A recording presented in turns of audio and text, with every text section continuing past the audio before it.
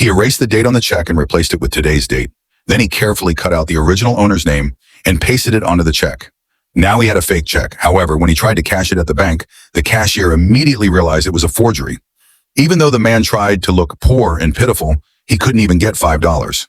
Disappointed, he walked down the street and saw a group of pilots. The pilots wore elegant uniforms, walked confidently, and were surrounded by beautiful flight attendants.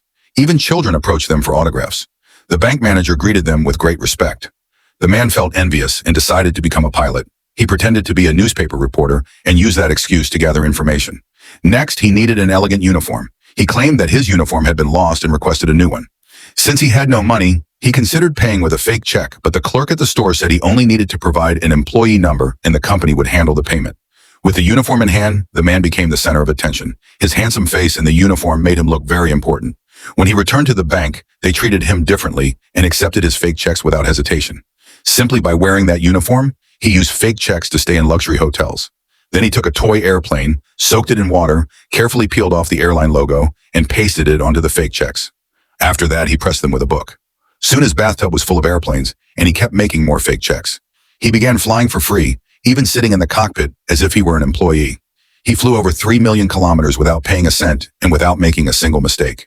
To make his fake checks look more convincing, he took photos of an old bank printing machine. But because so many fake checks were circulating, the police began to investigate. They decided to arrest him. But when they opened the door, there was no one inside. They shouted for him to come out of the bathroom. The man calmly stepped out. "My name is Alan Barry Allen from the United States Secret Service," he said. The man tried to jump out the window. "My partner has already caught the suspect," he added.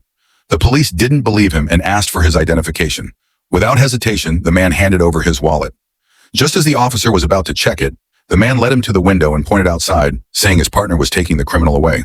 It was a perfect act. The man sighed in relief and even examined the officer's ID. Then, while the officer was distracted, he packed up the printing machine and walked toward the door. Suddenly, the officer called out to him. The man turned around nervously. "Forget it, just keep it for me. I trust you," said the officer.